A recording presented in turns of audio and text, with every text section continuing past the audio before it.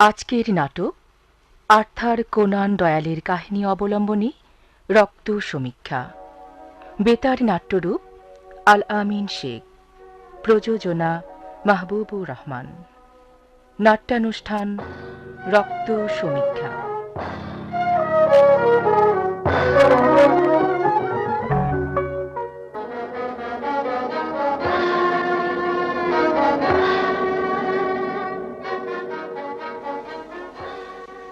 কেউ যদি আমার সঙ্গে ভাগে ওই ফ্ল্যাটে থাকতে রাজি হতো, তাহলে দুজনে মিলে শেয়ারে ফ্ল্যাটটি ভাড়া নিয়ে আরামে বসবাস করতে পারতাম। ইউরেকা, ইউরেকা, পেয়ে গেছি, পেয়ে গেছি আমি। কি হলো হোমস, আপনি চেঁচাচ্ছেন কেন? আর কি বা পেয়ে গেছেন? গবেষণার ফলাফল পেয়ে গেছি। তা ওনাকে তো ঠিক আলাপ করিয়ে দিচ্ছি। উনি হচ্ছেন doctor John H Watson. Hello. Hello. উনিও আপনার মতো সস্তায় ফ্ল্যাট খুঁজছেন, তাই আপনার সাথে পরিচয় করিয়ে দেওয়ার জন্য আমি নিয়ে এসেছি। এই পরিচয় হয়তো দুজনের জন্যই খুব খুশি বয়ে আনবে। সৃষ্টিকর্তা আপনার মঙ্গল করুন। সৃষ্টিকর্তা আপনারও মঙ্গল করুন। ঠিক আছে, ঠিক আছে, মনে হচ্ছে বেশ মিলেমিশে থাকতে পারবো, অবশ্য যদি ফ্ল্যাটটা আপনি পছন্দ করেন। তা ফ্ল্যাটটি কখন দেখা যেতে পারে? কাল যদি দুপুরবেলা এখানে আসেন, তাহলে গিয়ে একেবারে পাকা ব্যবস্থা করে আসবো। ঠিক আছে, তবে তাই হবে। আজ তাহলে আসি। শুভ বিদায়। শুভ বিদায়।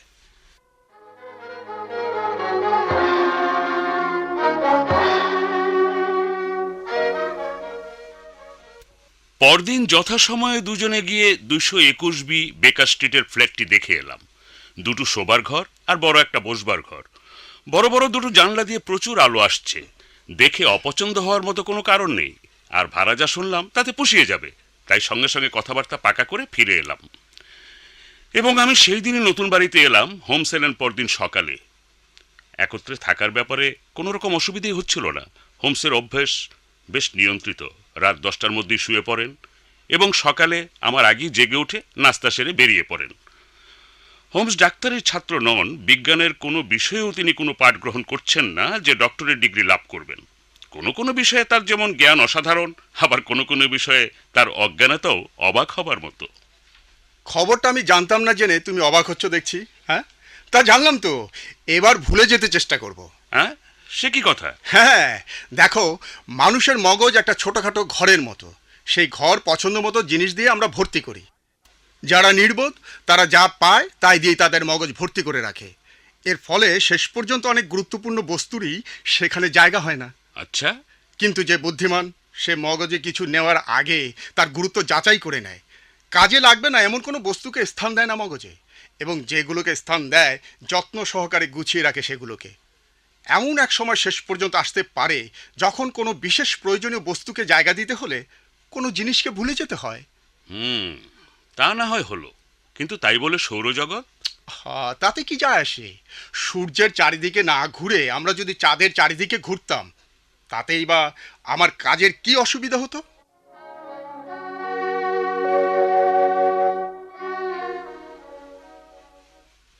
খুব ইচ্ছে হচ্ছিল জিজ্ঞাসা করি তিনি কি কাজ করেন। আমার জীবিকা সম্পর্কে হয়তো তোমার কৌতূহল জেগে থাকবে। একসঙ্গে আছি, এটুকু কৌতূহল তো জাগতেই পারে। তা অবশ্য ঠিক। শোনো বলছি, পর্যবেক্ষণ আর অবরোহ বিজ্ঞানে আমি সিদ্ধ। তারই সাহায্যে আমি জীবিকা উপার্জন করি। মোট কথা, আমি হচ্ছি গোয়েন্দাদের পরামর্শদাতা। সে গোয়েন্দা সরকারি বা বেসরকারি যাই হোক না কেন। লন্ডনে অসংখ্য গোয়েন্দা আছে। তারা যখন মামলার তদন্ত করে কুল কিনারা করতে পারে না, তখন তারা আমার শরণাপন্ন হয়, আর আমি তাদের সঠিক পথ দেখিয়ে দিই, আর বিনিময়ে আমার পারিশ্রমিক গ্রহণ করি। বলো কি হোমস, সব পরীক্ষা করো যারা তার কুল কিনারা করতে পারে না, তুমি ঘরে বসেই তার সমাধান করো? হ্যাঁ, করি। এ ব্যাপারে আমার বিশেষ ক্ষমতা আছে। বেশিরভাগ ক্ষেত্রে চেয়ারে বসেই সমাধান করতে পারি। তবে যদি কখনো কোনো তেমন জটিল মামলা আসে, তখন হয়তো অকুস্থলে গিয়ে নিজের চোখে দেখতে হয়। আচ্ছা, তোমার মনে আছে তোমার সাথে প্রথম আলাপের দিনেই আমি বলেছিলাম তুমি আফগানিস্তানে ছিলে? তখন তো তুমি আশ্চর্য হয়ে গিয়েছিলে, তাই না?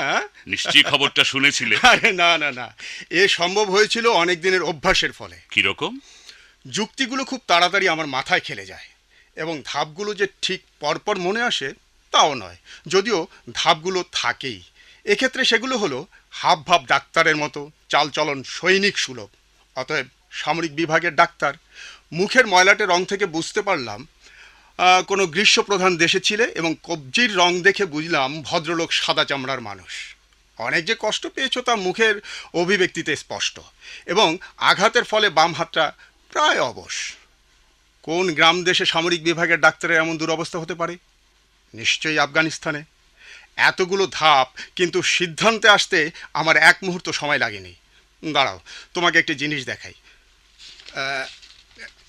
এই চিঠিটা সকালের ডাকে এসেছে, পড়ে দেখো কিছু বুঝতে পারো কিনা। মিস্টার হোমস, গতরাতে 3 নং লরিস্টন গার্ডেনে এক বীভৎস কাণ্ড ঘটে গেছে। কর্তব্যরত পুলিশ রাত 2টোয় ওই পরিত্যক্ত বাড়িতে আলো দেখে সন্দিগ্ধ হয়ে ওঠে। দরজা খোলা পেয়ে সে ভেতরে ঢোকে এবং সামনের ঘরে এক সুসজ্জিত ভদ্রলোকের মৃতদেহ দেখতে পায়।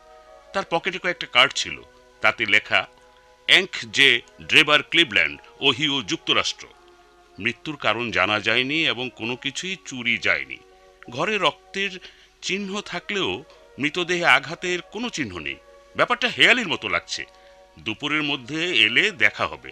কোনো কিছু সরানো হয়নি, যেমনটি তেমনি আছে। এবং নিতান্তই যদি আসতে না পারেন তো বলবেন, সেক্ষেত্রে নতুন কিছু খবর পেলে আপনাকে জানাবো। আপনার মন্তব্য জানতে পারলে বিশেষ উপকৃত হব। ইতি আপনার বিশ্বস্ত টোরিয়াস গ্রেগসন। যা বুঝলাম মার্ডার কেস, কিন্তু এই টোরিয়াস গ্রেগসনটা কি? স্কটল্যান্ড ইয়ার্ডের অপদার্থদের মধ্যে সবচেয়ে কাজের লোক হচ্ছে গ্রেগসন আর লেস্ট্রেট। দুজনেই খুব খাটতে পারে, কিন্তু নেহাতেই মামুলি ধরনের, এবং দুজনেই কেউ কাউকে দেখতে পারে না। এমন একটা জরুরি ব্যাপার, আর তুমি কিনা চিঠিটা পকেটে নিয়ে ঘরে নির্বিকার বসে আছো, আর মুখে বলছো তুমি গোয়েন্দাদের পরামর্শদাতা।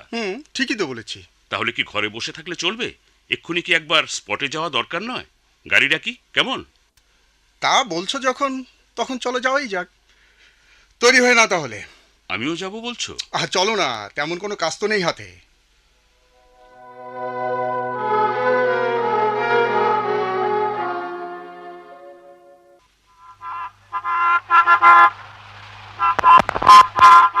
ব্যাস ব্যাস ব্যাস, গাড়ি এখানে থামা। গাড়ি এখানে থামাতে বললে কেন? বাকি পথটুকু চলো না, হেঁটেই যাই। হোমস, ওই জায়গাটা লক্ষ্য করেছো? কোন জায়গাটা? গতরাতে বৃষ্টির ফলে উঠানে কাদা, ও অসংখ্য পায়ের ছাপ রয়েছে সেখানে। হ্যাঁ। ওই কাদা দেখে তুমি কি আবিষ্কার করবে? হ্যালো মিস্টার হোমস, এসেছেন বলে অসংখ্য ধন্যবাদ। কোনো কিছুতে হাত দেওয়া হয়নি। কিন্তু ওই জায়গাটা, একপাল মহিষও বোধ হয় অমন অবস্থা করতে পারতো না। সে যাক, নিশ্চয়ই ইতিমধ্যে এর একটা সমাধানে পৌঁছে গেছো, সেজন্য আর ওই দিকটা লক্ষ্য রাখা দরকার মনে করো নি, তাই না? কি যে বলবো, কি জানেন, ঘরগুলো পরীক্ষার ব্যাপারে এতই ব্যস্ত ছিলাম যে ওদিকে লক্ষ্য রাখা হয়ে ওঠেনি। তাছাড়া লেস্ট্রেডও এই মামলায় আছে, সে যে এদিকটায় লক্ষ্য রাখবে না তা বুঝতে পারিনি। তুমি কি এ বাড়ি পর্যন্ত গাড়ি করে এসেছো? জি না। আর লেস্ট্রেড? না, সেও না। ঠিক আছে, এবার তাহলে চলো বাড়ির ভেতরটা পরীক্ষা করে দেখি। চলুন। হ্যাঁ চলুন, এসো ওয়াটসন। সাবধানে হাঁটবেন। কেন? ওই ধুলোভরা ঘরগুলো। ও, এদিকে রান্নাঘর, আর ওই দিকে অফিস ঘর। ডাইনে আর বায়ে একটা করে দরজা, এ দুটোর একটি দিয়ে খাবার ঘরে যেতে হয়। অন্য দরজাটা মনে হচ্ছে অনেকদিন খোলা হয়নি। ঘটনাটা ঘটেছে খাবার ঘরে। আচ্ছা। ঘরটা বেশ বড়সড়।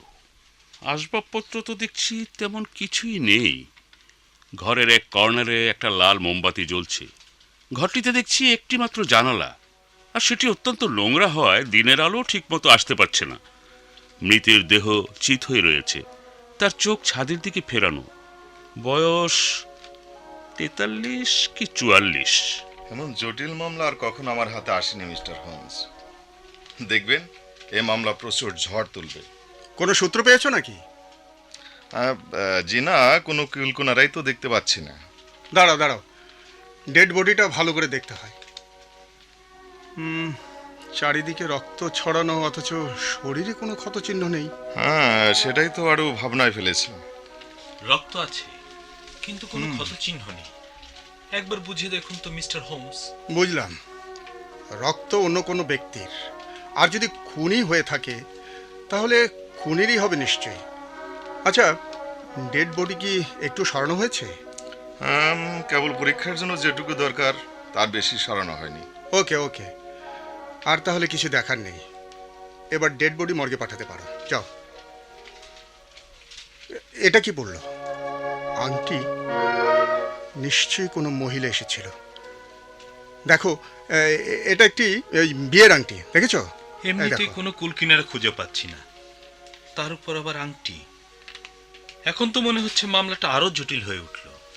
সে কি কথা গ্রেগসন, এতে করে বরং মামলাটি সহজ হয়ে গেল, বুঝতে পেরেছো? আচ্ছা বলো তো, এর পকেট থেকে কি কি পাওয়া গেছে? একটি সোনার ঘড়ি, ভারী সোনার চেন, একটি সোনার আংটি, সোনার পিন তাতে চুনি বসানো, আর একটি কাঠের কৌটা, তাতে লেখা আছে কি লেখা আছে? অ্যাংজে ড্রেভার ক্লিভল্যান্ড। ও, কোনো মানি ব্যাগ পাওয়া যায়নি। 7 পাউন্ড 13 শিলিং। বোকাচিও ডেকামেরনের এক কপি, তাতে নাম লেখা জোসেফ স্ট্যাঙ্গারসন। দুটো চিঠিও আছে, একটাতে লেখা is a ড্রেভারকে R অন্যটায় Joseph Stangerson.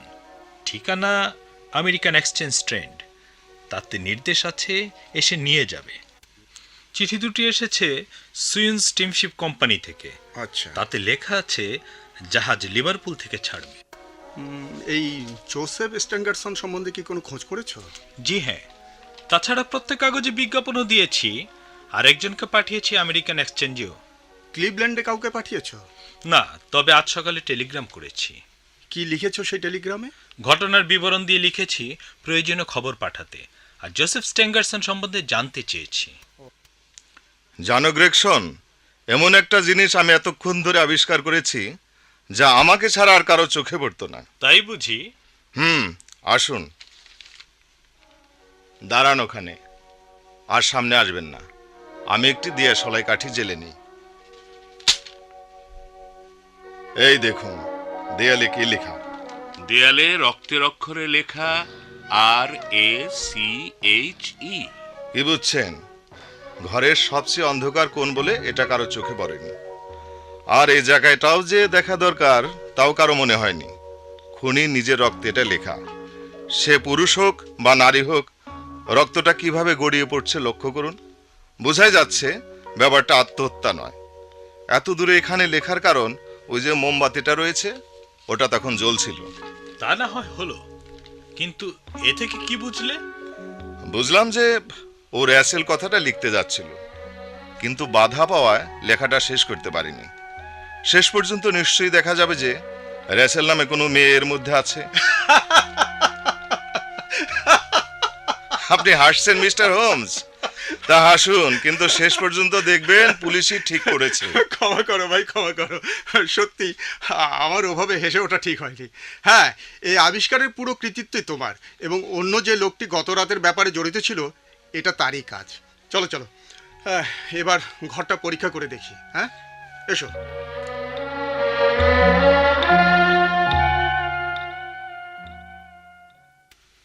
কি মনে হচ্ছে স্যার? এত চমৎকার কাজ তোমরা করছো, এখানে আমি হস্তক্ষেপ করলে তো পুরো কৃতিত্ব তোমরা পাবে না। আমাকে জানিও তোমরা কেমন এগোচ্ছ। প্রয়োজন হলে সাধ্যমতো সাহায্যের চেষ্টা করব। আচ্ছা, যে কনস্টেবল প্রথম মৃতদেহ আবিষ্কার করে তার নাম ঠিকানা দেবে? তার নাম হচ্ছে জন র্যান্স। এই মুহূর্তে তার ডিউটি নেই। তার ঠিকানা? ঠিকানা হলো কেনসিংটন পার্কের গেট, 46 অডলি কোর্ট। শোনো, যাওয়ার আগে একটা কথা বলে যাই। এ হত্যাকাণ্ডের হত্যাকারী একজন পুরুষ, যার উচ্চতা 6 ফুটেরও বেশি। লোকটি যুবক, শরীরের তুলনায় পা ছোট, পায়ে শক্ত বুট জুতো, তার আঙ্গুলের দিকটা চওড়া। সে ত্রিচিনোপল্লী চুরুট পান করে। তাকে 4 চাকার একটা গাড়ি করে টেনে এনেছে। তার পায়ের একটা খুর নতুন, অন্যগুলো পুরনো। নতুন খুরটা সামনের পায়ের। আততায়ীর মুখ রক্তচ্ছল। তার ডান হাতের আঙ্গুলের নখগুলো খুব বড় বড়, চোখে পড়বার মতো। সম্ভব হলে এই সূত্রগুলো কাজে লাগাতে পারো। আর খুনটা হয়েছে বিষ প্রয়োগে।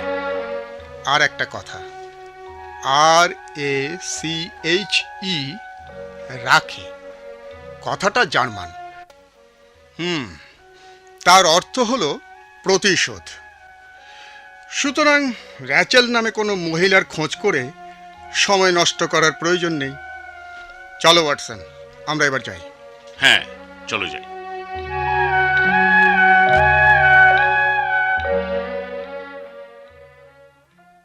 হোমস, আমি খুব অবাক হয়েছি তোমার নাতিদীর্ঘ লেকচার শুনে। তুমি লেকচার বলছো কাকে? ওই যে সকালে মার্ডার সম্পর্কে 2 গোয়েন্দাকে তুমি যা বলে এলে। এখন বাজে কত? বেলা 3টা। চলো ঘুরে আসি। কোথায়?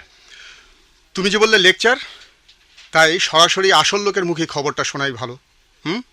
অবশ্য মামলাটা সম্বন্ধে আমার আর বেশি কিছু জানার নেই। বলো কি হোমস, এও কি সম্ভব? এর মধ্যে আর কোথায় ভুল হতে পারে বলো? বেশ, গাড়ির চাকার 2টো দাগ চোখে পড়েছে। যেহেতু গত রাতের আগে 7 দিন একটু বৃষ্টি হয়নি, সুতরাং গাড়ির চাকার দাগ রাতে ওখানেই ছিল। আর ঘোড়ার খুরের যে দাগ রয়েছে তাদের মধ্যে একটির দাগ বেশি গভীর, সুতরাং সেটা নিশ্চয়ই নতুন। অতএব ওই গাড়ি করে যে লোক 2জন এসেছিল তাতে সন্দেহ নেই। এখন তো দেখছি ছোটখাটো লেকচার তুমিই দিচ্ছ। কিন্তু অন্য লোকটির বয়স আর দৈর্ঘ্য কেমন করে আন্দাজ করলে? যে স্বাচ্ছন্দ্যে 4.5 ফুট পা ফেলতে পারে নিশ্চয়ই সে বৃদ্ধ নয়। কেননা এক জায়গায় 4.5 ফুট জায়গা জুড়ে পানি ছিল, সেটা সে ডিঙিয়ে গেছে। আর হাতের বড় বড় নখ আর ত্রিচিনোপল্লী চুরোটের ব্যাপারে বলি, রক্তে তর্জনী ডুবিয়ে সে দেয়ালে কথাটা লিখেছে। আতস কাঁচ দিয়ে দেখেছি, পলেস্তরায় আঁচড়ের দাগ রয়েছে। নখ ছোট হলে তা সম্ভব হতো না। আর মেঝেতে যেই ছাই পড়েছিল তা একমাত্র ত্রিচিনোপল্লী চুরোটেই অমন ছাই সম্ভব। চুরোটের ছাই সম্বন্ধে আমার বিশেষ পড়াশোনা আছে। এইসব বিষয়ে জ্ঞানের জন্যেই এই ক্রেকসন লেস্ট্রেটদের সঙ্গে আমার মতো বিশেষজ্ঞদের পার্থক্য, বুঝলে?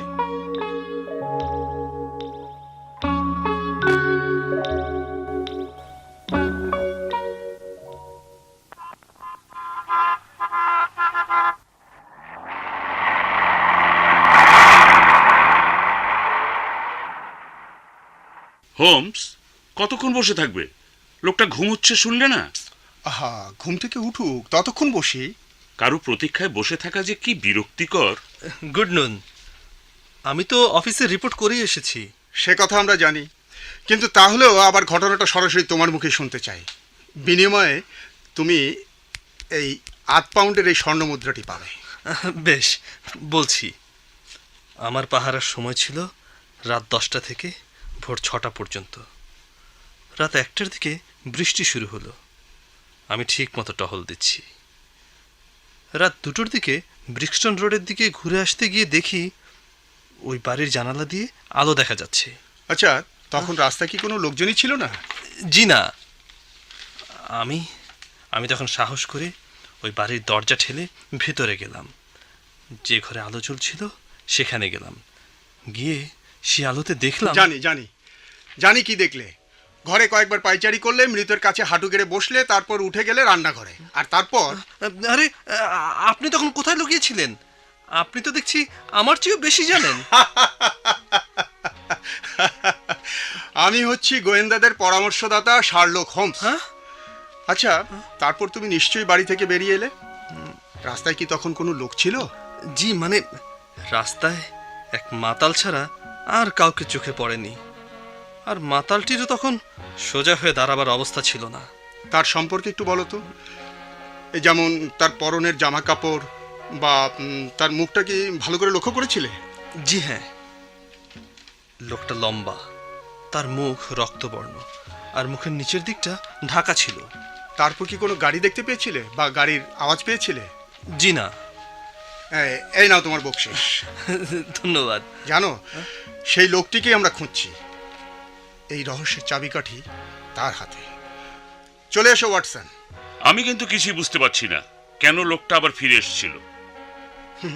বুঝতে পারছো না? না, এই আংটিটা, ওই আংটিটার জন্যই সে এসেছিল।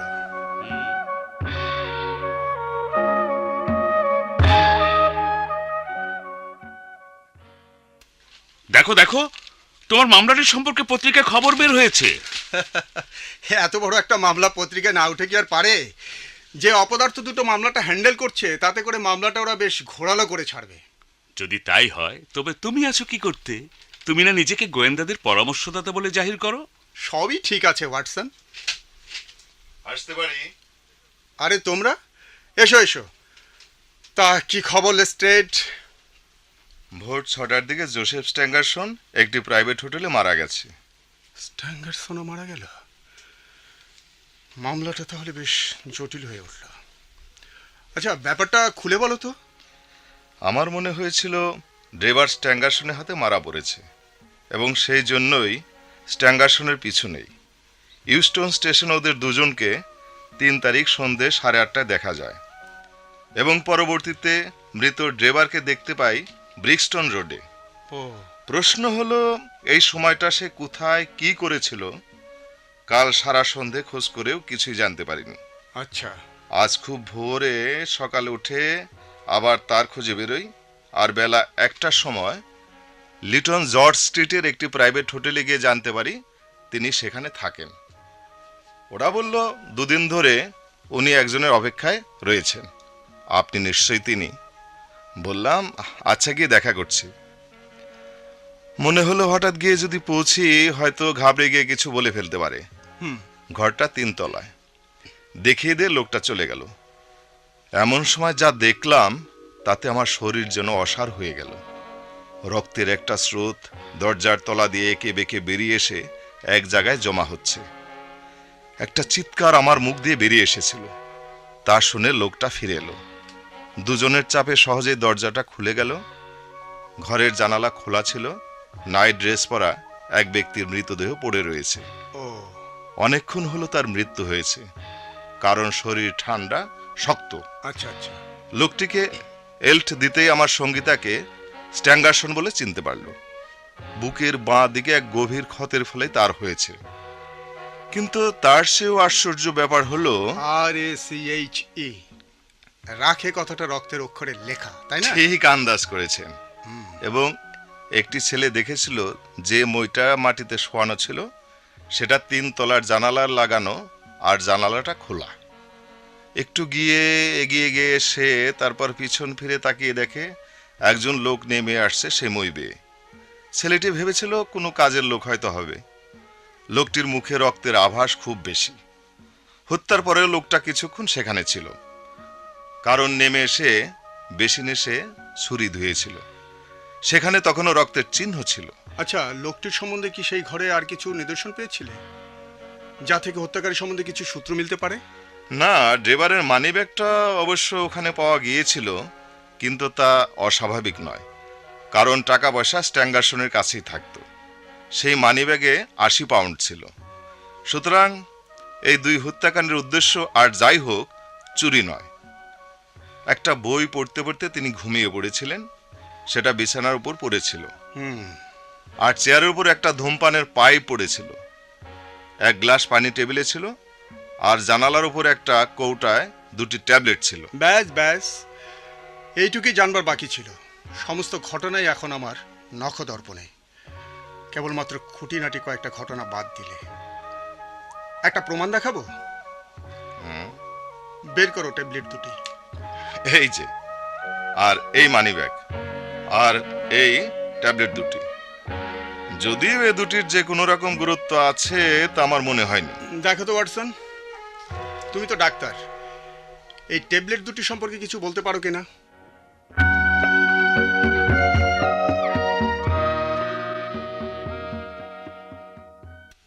রাখো রাখো, এই ট্যাবলেটটা কেটে 2 টুকরা করে নেই, তারপর সেটাকে গুলে কুকুরকে খাইয়ে দিই। কি বলছো?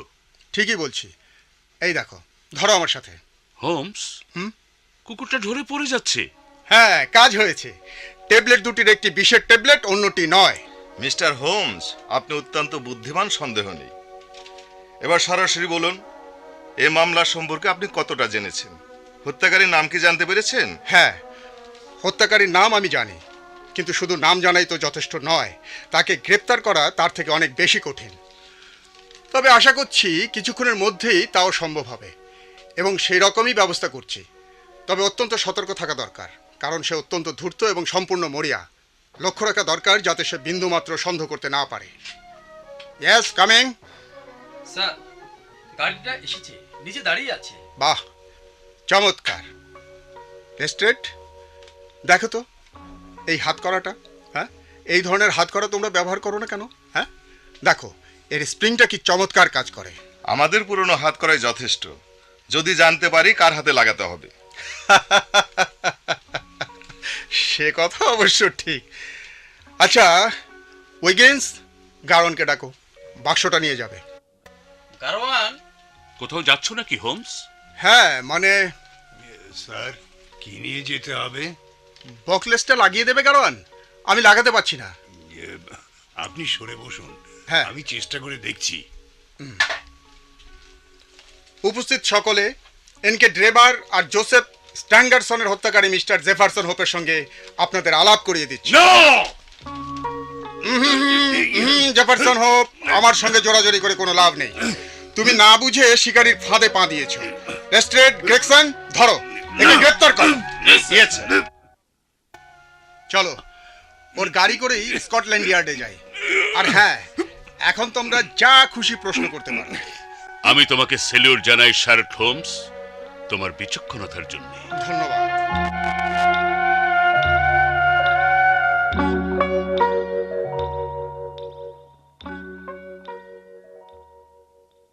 রক্ত সমীক্ষা নাটকের অভিনয় শুনলেন। মূল গল্প আর্থার কোনান ডয়েল, বেতার নাট্যরূপ আল আমিন শেখ।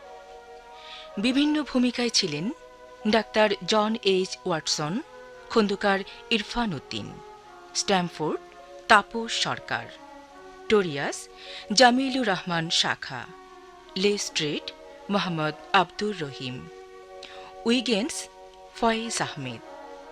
অন্যান্য চরিত্রে ছিলেন এস এম মহাসিন ও নাজমুল করিম মানিক এবং শার্লক হোমসের ভূমিকায় ছিলেন শরফুদ্দিন আহমেদ খোকা। নাটকটি প্রযোজনা করেছেন মাহবুবুর রহমান।